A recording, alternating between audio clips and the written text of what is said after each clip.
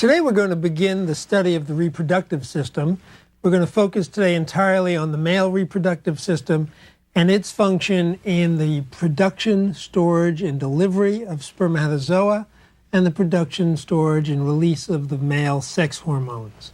The minor role as the last portion of the excretory system for urine we'll touch on a little bit, but primarily we're going to be interested in the anatomy and the physiology of reproduction. The first thing we really ought to look at is the embryology and the development of this system, because there are such marked similarities and what are known as analogs between both the male and the female. And at a certain point in the development, you really can't tell them apart. Let's look at the first slide. This shows the undifferentiated stage, which is about 5 weeks of gestation. Here we have the entire area called the genital tubercle, which is very, very small, and this is, again, a schematic representation. The area represented in this orange is called the glans area, which will change. Then we have this area called the urethral folds and a groove up the middle. And finally, something called labio-scrotal swelling on both sides. Again, because this is the same in both the male and the female. The very bottom here is what's going to become the perineum, which is the space between the anus and the base of the sexual organs, and the anus will form back here. We're looking almost straight on and a little bit upward. If we move on to the 10-week embryo, we start to see some differentiation taking place. This area is going to become the glans penis, or the head of the penis, while the exact same analog in the female will eventually become the clitoris. Then if we look down the middle, we get an elongation of the urethral folds. Remember, the urethra is the part coming out from the bladder to the outside, with a slit down the middle. And then finally a connection between the perineum and the anus, which has evolved from the same structures on both sides. In the female, the urethral folds here are going to be eventually kept open, and we're starting to get folds in what will in the female become the labia majora and minora of what is known as the vulva. Finally, just before birth, in the male development, we have complete differentiation. We have the glans penis and the external opening of the urethra. Now look what's happened down here. Along the penile shaft, those two folds above have closed completely over. We have a ridge of skin that connects this whole development of the genitalia back through the perineum and continues around the anus. There are cases where this skin doesn't close over entirely. If we look at the fold here, we would like this urethra, which connects with the bladder, to be closed. There's a condition called hypospadias. And when this fails to close in the male, instead of urine coming out of the tip of the penis, out the end of the glans where it should, it actually leaks from this point. It's just a failure of closure of that analog, and that's surgically corrected right after birth. In fact, this is something that is a matter of correcting at just the right time when the baby is born, so that we have enough tissue to work with to close these cases of hypospadias. If we look at the female at the same time, the large area that was the glans in the male has now become rather small, becomes the clitoris, and then we have the external labia here and the internal labia here, or the majora and minora, and this part remains open as the vaginal opening. And then we have the same connection through the perineum with the anus. So this area in the middle is called the perineum, or the perineal body. Now that's the development of the external organs of sexual reproduction. We have a similar analog if we look at the internal organs of sexual reproduction. We look at the top here, we have the undifferentiated stage. Going from the top here, we have what are called the gonads. They're elongated, and they're bilateral. There's one on each side. There's something called a paramesonephric duct, and also called a Mullerian duct. And then we have another one called a Wolffian duct or a mesonephric duct. These are very, very undifferentiated. You cannot tell at this point whether you have a male or a female. And then we have something called the urogenital sinus. This is about somewhere between 5 to 10 weeks. We get a shift at about this point, and we start seeing on the male side the development of the testes, something called the epididymis, and then the early development of the Wolffian duct, which is going to become the spermatic cord. Little outpouchings on this side are going to become the seminal vesicles, which we'll see in their mature stage, and finally the prostate developing at the base. Now, this duct, which we saw up here as the Mullerian duct, is going to actually degenerate in the male. On the female side, that side is going to continue to develop.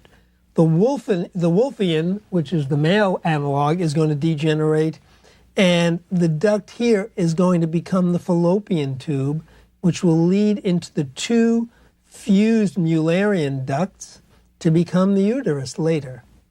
And of course, the gonads will develop as the ova on both sides, or the ovaries. Finally, when we get to just before birth, the male's testes are going to descend, physically descend, down through the pelvis and out into the scrotum through what's called the inguinal canal. Prostate will enlarge, and we'll look at that in more detail later, and this will be the final development of the male just at the time of birth. The female will keep her organs inside the pelvis. They will not descend through the canal, but they will come down on either side of the pelvis, and we'll have a uterus markedly enlarged here with its attachment to the vagina, and then this remnant of the mesonephric duct will be a piece of peritoneum between the fallopian tubes and the ovaries. So what we have here is the gradual differentiation between the two sexes occurring very late, really, in embryonic development. Only just before birth are they really very different.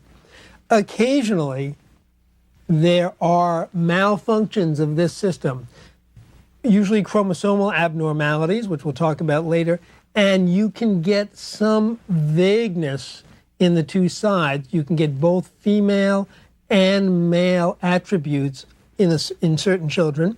This is called hermaphrodism, or the child is called a hermaphrodite, coming from Hermes and Aphrodites, the male and female god and goddesses. And these children have analogs of both. They may have a not completely formed penis and a not completely formed vagina.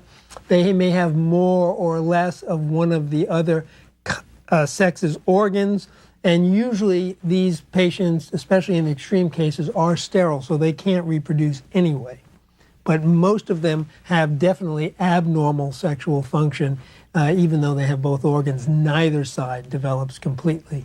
They're rather unusual today. We don't see this very often, but we do have very carefully mapped diagrams of exactly how it happens depending on the chromosomal abnormality.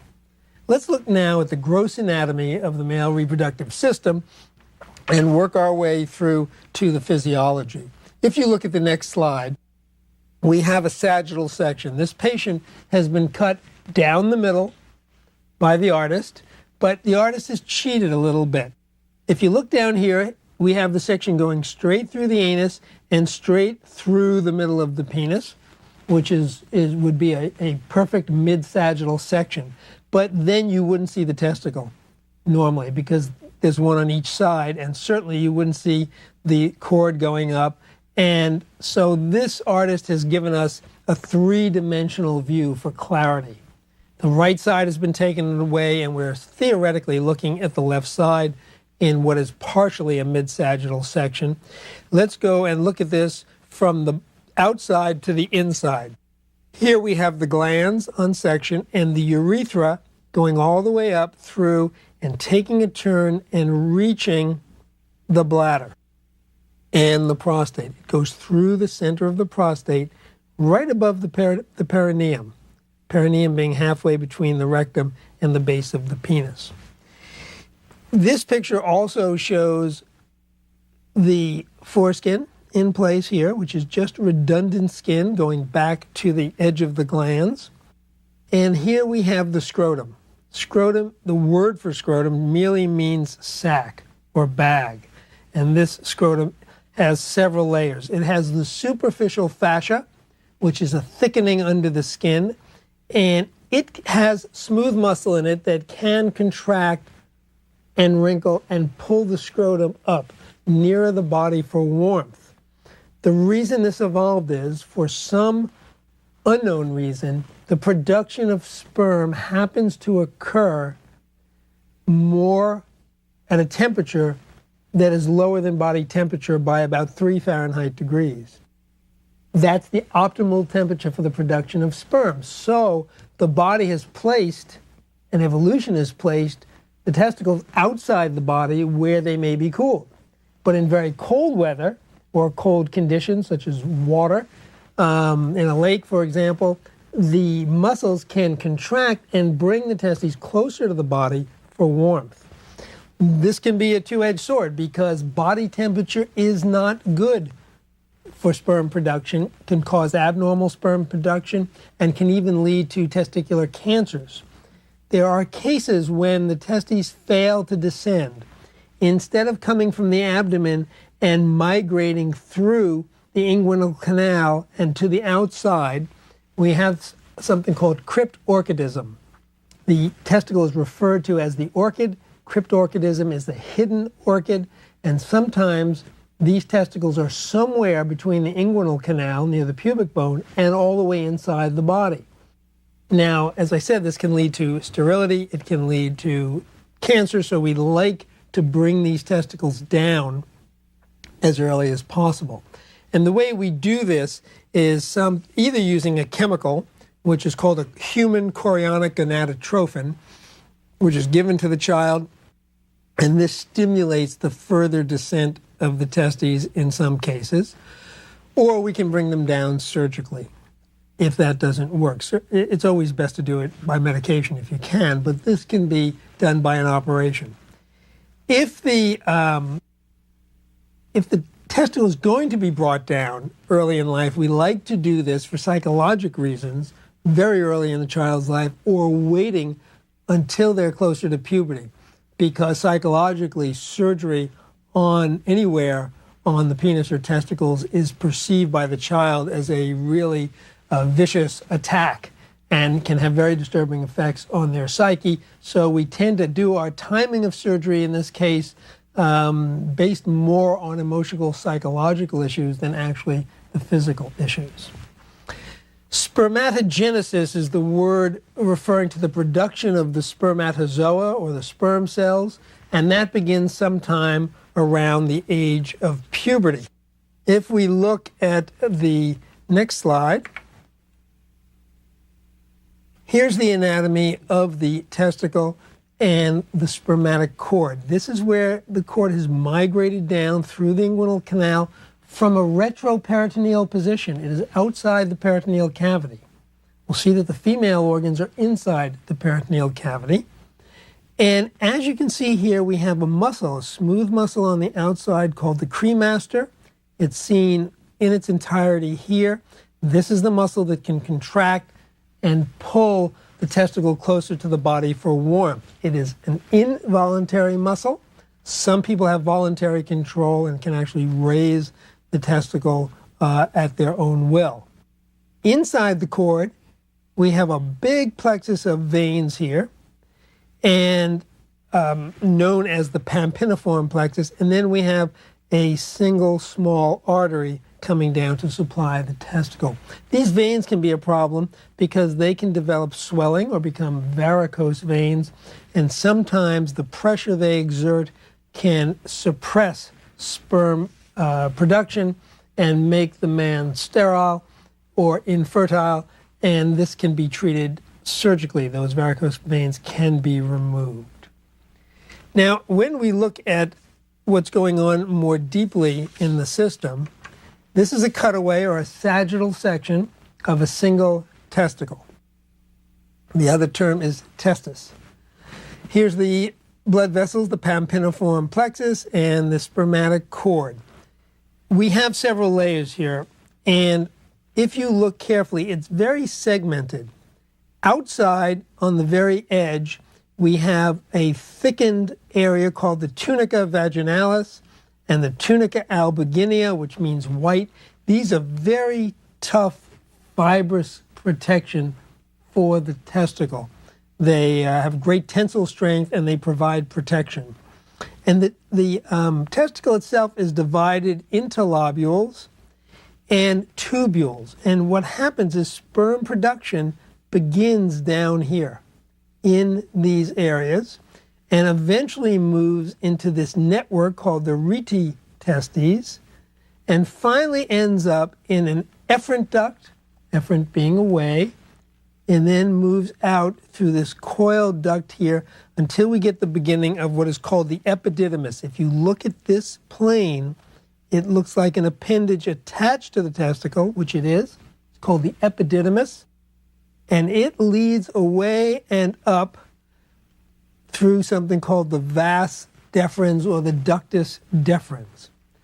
In the spermatic cord, this is the place where we do vasectomy, when one of the most safe and effective methods of birth control is to remove a section of the vas. It's very accessible right under the skin. It actually feels different than the veins or the arteries. The urologist or the surgeon can feel the vas. It almost feels like a strand of spaghetti, something very hard within the soft vessels. And through a tiny incision under local anesthesia, this can be brought out. It can be cut, a section removed, the ends tied, and that will stop the migration of any sperm that are left inside the testis. Now, spermatogenesis is a very complex process, and I want to go through it in detail because it explains a lot of the genetics that we have going on. Remember, all of it is taking place here. The birth of the sperm, which goes on all through mature life, is a continuing process, but the maturation occurs primarily right here in the testis. If we look at the next slide, this is the outside, and then we have some smooth muscle here. Here's a capillary, and we have a bunch of cells here that you might want to look at first. This is called an interstitial endocrinocyte. By now, certainly you know that means an endocrine hormone is being made here in this cell or site, and it's called the Leydig cell, and it produces testosterone. This is where the male hormone that we've seen before that looks very much like the female hormone estrogen, has a slight difference in its radicals, is produced to nurture and encourage the production of the spermatic cells. We have something here called a basement membrane. I just want to let you see it because we're going to talk about it in our last lecture on cancer, but most tissues have a basement membrane made of collagen, a protein layer that's tough and separates it from other areas in the tissue. Now, what happens first is we have the spermatogenic cells. These are immature cells, also called spermatogonium or stem cells. And I'm going to bring you to another slide to show you the actual genetics of the DNA. This is the stem cell from which all the other cells arise. And these mature literally down here in the basal layer, right next to the basement membrane, and they do actually migrate up as they get more matured. This spermatogonium has what we call 2N. N is the number of chromosomes.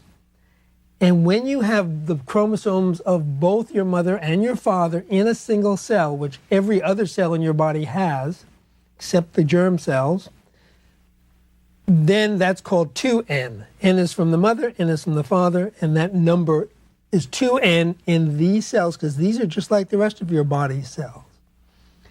Then the next cell, called the spermatogonia, start to make their way up. And we get something here called the primary spermatocyte. And notice they have little bridges between them. So information can be shared as well as material can be shared. It is still 2N. And as it matures, we then undergo more divisions, and we have something called a secondary spermatocyte, and something has happened between here and here. And I'll go into what that is, but basically now we only have the number of chromosomes that would be in one or the other parent's germ cells. Finally, maturation takes place, and the cytoplasmic bridge is not broken until we get back up into what are called the spermatotids. Here's an early one, just developing a little tail, and then we get to late ones, and finally we get to the mature sperm cell, which is also called a spermatozoon. And it has the single number, or the haploid half number of total chromosomes. Every other cell in your body has diploid number, meaning all the chromosomes from mother and father. This one has the haploid number, as does the ovum that comes out of an egg. They do literally sit there tethered like a boat and a dog with their head buried in the tissue. This is the lumen, and the tails are sitting here flailing away in the lumen of the duct that's going to lead them away when they are released and matured from the testicle. This whole process takes about 2 to 3 months from the time that one of these stem cells develops and matures and gets up here to be a fully matured sperm cell. We have something else here called a Sertoli cell or a sustentacular cell, which is also providing nourishment through the tissues for the spermatogonia. Now, what happens up here that we have to look at is we're going to digress a minute and look at chromosomes. This is a chart of human chromosomes that have been taken out of a cell and using very special separation techniques and microdissection have been lined up in pairs from the biggest to the smallest. They can be matched manually by the way they look. If you notice, chromosomes have 2 sets of arms. They have what are called the P arms, or the petite, the small arms, and then they have the long arms down here. And there are 23 pairs. When I was in high school, we thought there were 24 pairs because the first investigators actually counted the same chromosome twice. And nobody challenged it, and this went on. It was in textbooks, and I grew up thinking there was a total of 48 chromosomes and not 46 from the 23 pairs. If you'll notice, the ones that are different is the number 23, which has an X and a Y. These are the sex chromosomes. There's virtually no information on the Y chromosome, but the X chromosome and the Y are called the sex chromosomes. We'll talk about those again later. Of other interest here is chromosome 21. When there are 3 of these by a genetic mistake, you have something called trisomy 21, which we know as Down syndrome. It used to be called Mongolism. It's a combination of physical and mental retardation, very, very common, and common in aged eggs and aging sperm as well. So the older parents tend to have children with Down syndrome. These chromosomes this is the diploid number. We have 2 of each. So what happens when we go in both the female and male reproductive system? This slide shows the progress and the divisions that take place. It's upside down relative to the slide I showed you. So here's the outside, the basement membrane of the seminiferous tubules. This is the superficial side. We have daughter cells. Here is our basic stem cell with the 2N number, the 46 chromosomes. It's a spermatogonium, and it will divide with something called mitosis, which means the whole pair of chromosomes will divide and will have the complete number still. There's no loss of chromosomal material. One of those will become a daughter cell, so we keep our number of stem cells.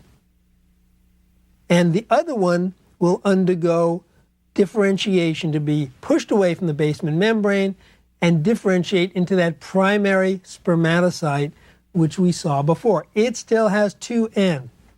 DNA replication and crossing over occurs here. If we did not have crossing over is when the arms of the chromosome exchange DNA.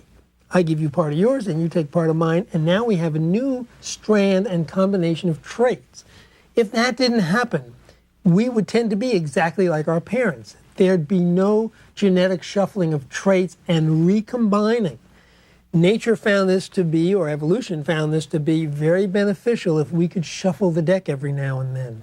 So instead of having a repeat of every generation when we get the similar parents, in every division here that occurs between the primary spermatocyte, before we get into the secondary spermatocyte, and the same thing occurring in the eggs, the cards are shuffled. And the way they're shuffled is by random crossing over and exchange of similar chromosomes. So number 21 would exchange with 21. They wouldn't exchange with another chromosome. So they would be exchanging the same locations of their genes, but they might have different attributes. One might have brown eye, blue eye, different things of all our characteristics would be constantly shuffled, millions and millions of times. So we get this this array of different traits, and then evolution is going to work on those different traits, see which ones are better, so we have selection of the fittest. At this point, a type of division which is no longer called mitosis, but rather meiosis, is reduction division. And in reduction division, you only carry away the one of the each of the pairs of chromosomes. So now each of these guys has only half the complement. They each have 1 through 23, a single copy of each in normal circumstances. Finally, they become the spermatotids, each with a single number, and finally we get the sperm cell. Now, the germ cells in both the male and female are carrying half the number, so when they join again, we'll be back to the normal number. We don't want to have more than the normal number of chromosome or DNA material. It always leads to errors. Nothing good comes of it. We do have cases where there's 3 X chromosomes and 1 Y or no Y. Some of these are called super females, but they're really not. They are actually usually have great many problems in all their systems. So reshuffling is important for natural selection, also maintaining the diploid number in the adult and the haploid or half number in the germ cells, which are the only cells that have that, is very important in nature, and keeping it that way so that we don't have any bad traits coming through because of too much or too little DNA. What happens now is, as we proceed from the gonad or the testicle upward, the sperm cells start making their way up the epididymis. Now, each sperm cell has a very characteristic look. Here's a great magnification of a sperm cell. It has a very distinct pointed head, the point of which is going to try to penetrate the outer coating of the egg. It has a nucleus with all the DNA material in it. That's where it's carried. Half the number, but all of it the sperm has. And it has a mid-piece that is full of mitochondria, which, as you may recall, was the energy production part of the cell. All our cells have mitochondria. For its size, the sperm has a huge amount. And then it has a very well-developed tail or flagellum, and this tail actively whips back and forth, literally like a whip, and propels the sperm always in an upward direction, always up toward the ejaculatory part of the reproductive system. Motility increases as the sperm matures, and in the meantime, the smooth muscle of the epididymis is pushing all the sperm upwards. This is not semen.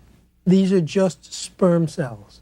It's just cellular material and a little bit of fluid that's driving it upwards.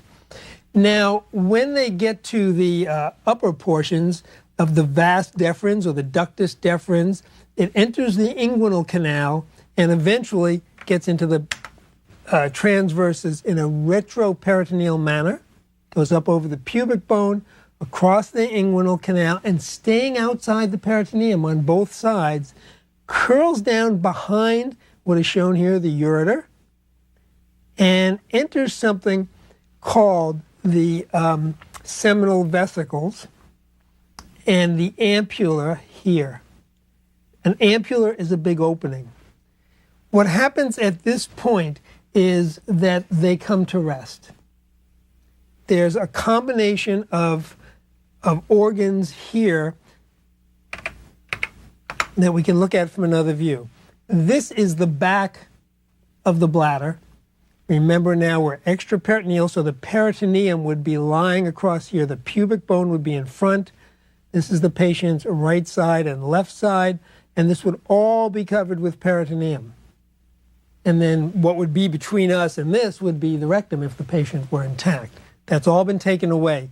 If you look, this is a distended urinary bladder. Here are the ureters coming down from behind, and we see them penetrating the bladder down low.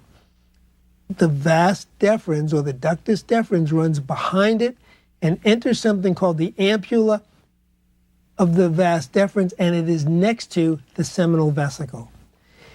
At this point, the sperm come to rest, and they stay there being nourished by their secretions, and they are also going to get ready to go into this ejaculatory duct. Inside the seminal vesicles, there's a fluid that nurtures and protects the sperm cells. First of all, it is a basic solution with a good pH buffer because the female vagina is acid. It's acid so it can protect the vagina and the cervix from infection, from bacteria, fungus, and so forth. That acid environment, just like the stomach, is protective. However, it'll protect them from the sperm, which we don't want. So the sperm gets a coating from the seminal vesicles, right here, of a fluid that is now called semen, and it contains neutralizing material as well as some mucus to help protect it. It's a little spacesuit to protect it from literal physical trauma. It also has some material called prostaglandins, which are chemicals that increase sperm motility, makes them wiggle their tails a little faster. And this lies at the base of the bladder, right next to the prostate. What will happen during ejaculation is that the seminal vesicle fluid will mix with the sperm just before it comes out through the openings into the urethra right in the middle of the prostate. Now, this little gland, which is about the size of a walnut, acts and is set up almost like a hand-warming muff. Here's the urethra going through the middle, and this completely surrounds the base of the bladder and the exit through the urethra. The ejaculatory ducts enter right within the prostate gland and aids in, again, longevity and motility of the sperm. There are something called Cowper's glands, which lie just below the prostate. They secrete a fluid also which neutralizes the acid in the environment of the urethra and is there in the male to deter bacterial growth, but which we want to neutralize before ejaculation. And then there's more mucus secretion, which buffers the sperm against injury. The sperm are going to be fired out at high velocity, and they're going to slam into the cervix, which is actually quite firm. And that can cause a literal physical damage to the sperm, so they get this little coating of mucus around them to protect them. The sperm actually have a rough life. They don't have much of a chance of survival, which is why we literally have 1 million or more sperm in every ejaculate, because there's so little chance of any one of them surviving. They also help themselves. Each of the sperm has a little bit of material that helps the others. There are enzymes that are required for the sperm to break down the protection on the outside of the egg. No single sperm has enough to get through. So all of them together pool this fluid. All of them try to get in. Only one sperm is going to, because the opening will be sealed the instant one sperm penetrates. We don't want any more DNA in there, but they will be pooling their material to help that penetration.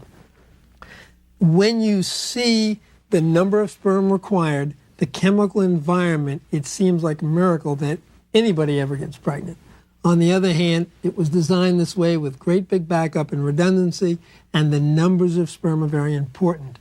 In cases of infertility, one of the first things we look at is the sperm count, because that really can tell us a lot as to whether that is the problem. Let's move on now, and we'll look at the penis again from this sagittal section. The penis is basically the conduit. It acts as a conduit for urine. The urethra just leads the urine out of the body, and for the ejaculation of semen. It has several components in this, and I'm going to take you to a cross-section of the penis. This is a longitudinal section. Here's a cross-section. The human penis has no bone in it, despite teenagers' propensity to talk as if it does. And the reason I mention it is that many lower animals and mammals do have bones to create the stiffness in their penis. The human has a different system. On either side of the shaft of the penis, the main body of this is called the corpora cavernosum. Two of them are called corpora cavernosa, and they are very spongy material. They have lots of little tiny caverns within them, and going through the middle is a deep artery. Now, when the right reflexes are sent to the penis during sexual stimulation, the artery opens up more widely, and the vein, the dorsal vein of the penis, which is shown here at the top, closes down. And so what happens is this spongy material fills up with blood. So erection is a function of the blood engorgement of the penis, mainly in these two bodies. There's also one on the bottom called the corpus spongiosum, which protects the urethra.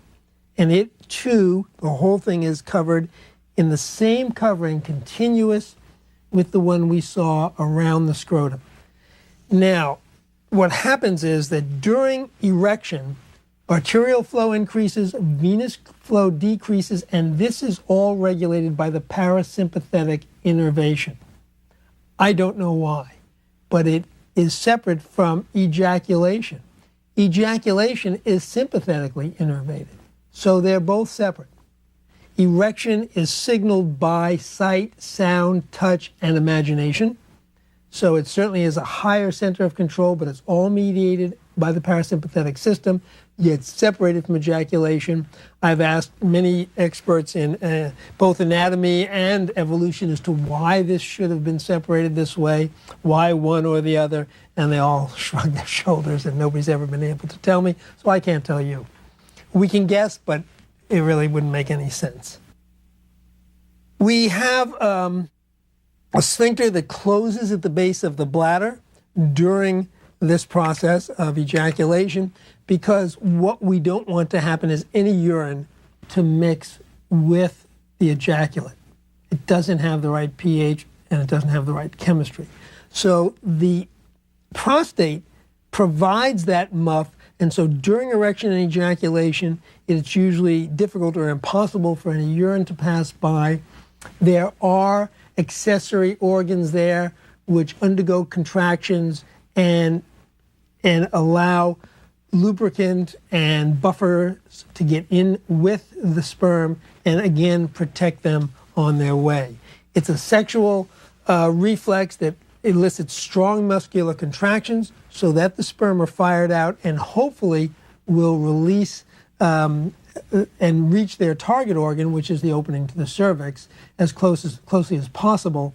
And the distance between the opening in the vagina and the normal length of a penis is exactly that, so that the sperm will be deposited as close as possible to the opening of the cervix. Now, the semen contains the spermatozoa. It contains seminal fluid that we got from the accessory glands. Its volume is about on the average, about a teaspoon, 5 cc's. And in that 5 cc's are about 100 million sperm, individual sperm. Seminal fluid is bactericidal. What it does once it's out of the male, it will clot. It will form something very much like a blood clot and stay together. And then over a period of about 20 minutes, when the time is right, when most of that clot has bathed the cervix, then it liquefies to allow the sperm to get in there and swim upstream. Only one sperm needed to fertilize the ovum, and again, it's a matter and truly a function of just odd statistics. We have so many because we need the statistics. Let's look at the prostate for a minute before we go on and talk about this organ, which is the cause and source of a huge amount of male pathology. The prostate gets several types of disease. One is called BPH, benign prostatic hypertrophy. The whole prostate, in a benign manner, not malignant, swells up and becomes bigger. But if you look at it, it's in a very tightly contained compartment. It has bone here, rectum behind it, pelvis on both sides, and swelling of it really can't go very far. What it will tend to do is close down the opening to the urethra. So the symptom for these patients is urinary obstruction. This happens in men over the age of 60 generally. It's extremely common, far more common, for example, than prostate cancer. And we see certain symptoms. First of all, the patient is unable to completely empty the bladder. So that patient has frequency. If he has 500 or 600 cc's in the bladder, only urinates 200, then it's going to be a very short time till he's full again, as opposed to the younger person who'll empty all 600 and is making the same amount. So the patient has urinary frequency. He also may get to the point where the bladder's so big that the pressure forces its way out, and that's called overflow incontinence. So the patient may have leaking and urgency because the bladder starts to squeeze.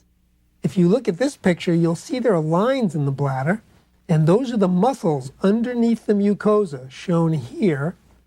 And these lines are called trabeculation. And heavy trabeculation is seen in patients who have a bladder that's trying to squeeze all the time. And one of the things we can do for these patients is there is an instrument called a scope, and it has a knife on the end of it, a rotating knife, and it can be passed up through the penis right into the base here. And this is called a transurethral resection of the prostate, and the surgeon can cut across the urethra and taking little bites at a time with this rotating blade can actually remove the whole prostate within its capsule. And the little pieces are flushed out in water and taken out right again through the penis. And you're left with a hollow here.